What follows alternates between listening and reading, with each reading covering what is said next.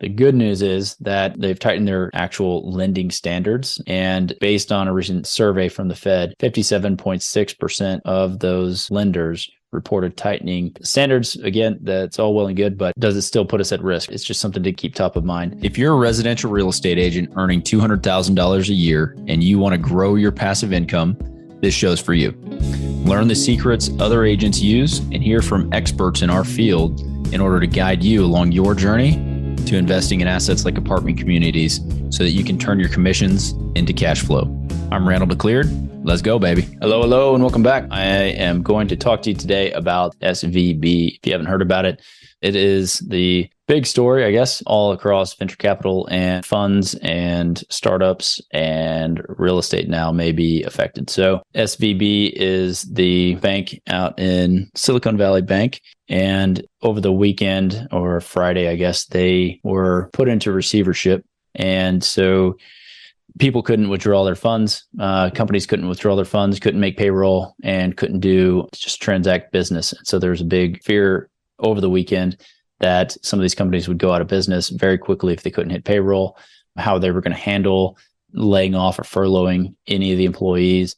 And so it was classic run on the bank, people going to withdraw as much money from that bank as they possibly could. And so the government stepped in and they fully insured all the deposits, and everybody is going to be safe. All the depositors are going to be safe.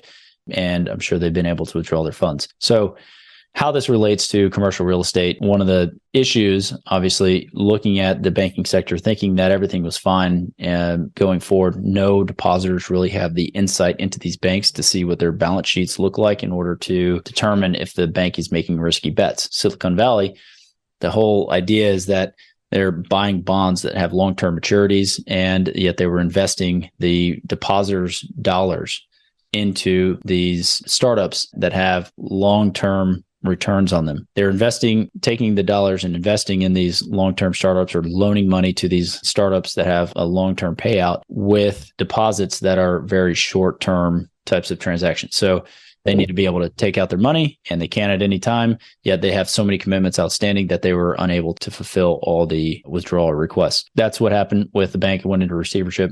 In the commercial real estate space, we've seen a string of defaults now. So there's an office landlord controlled by Pacific Investment Management Company. They have a $1.7 billion loan that is in default. And there's also default by Brookfield Corp, BN, on loans tied to 2 LA office towers.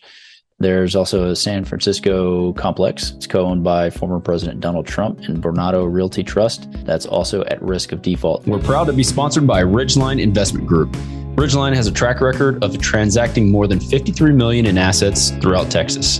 Ridgeline is currently looking to acquire 100 to 200 unit Class B multifamily communities between 5 and 20 million in San Antonio, Temple, Waco, Tyler, and other Texas secondary markets. To learn more about Ridgeline Investment Group, visit www.ridgelineig.com. So these are large loans, large portfolios that are at risk of default. So that is currently happening in the real estate space. The issue, I guess, that's concerning when one bank is faltering and there is, a risk of a recession triggered by these bank defaults, that could lead to the real estate market having more trouble ahead. One stat to keep in mind is that some of these regional banks and some of these smaller banks, since mid-2021, they put more commercial real estate on their books. Let's see, lenders' books, they shot up over 16%, or $725 billion, to a record $5.31 trillion. And that's according to the Federal Reserve. Again, when that is a larger portion of their book of business, there's a risk of a recession, continued risk of recession, that puts more of those banks at risk, more of the commercial real estate market at risk. The good news is that lenders, they've tightened their actual lending standards, their credit standards. And based on a recent survey from the Fed, 57.6% of those lenders reported tightening in the most recent Fed survey. So standards, again, that's all well and good, but does it still put us at risk? It's just something to keep in mind. What I feel is that now is actually a really good time to be raising capital and having money ready to go on the sidelines for any transaction and any change in the marketplace. Because with everything that's going on, there will be opportunity to transact deals at a low basis that makes sense, like we haven't seen in years. And so that is really the takeaway from this. It is start building the war chest now so that you have the ability to go and deploy these. That's what we're working on.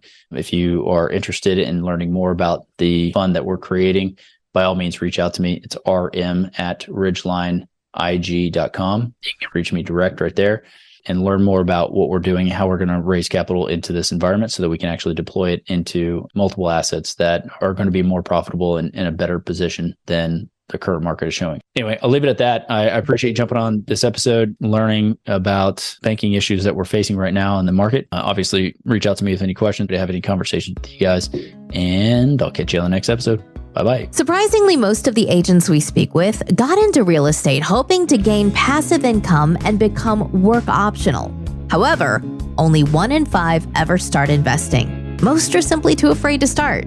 Once you get educated by listening to this show, you'll be able to overcome that fear and become the 1 in 5 who are finding financial freedom. Don't miss a single episode. If you want to stay up to date, the best way is to make sure you're subscribed. So if you haven't done that, go ahead and do it now. And we'll catch you on the next episode.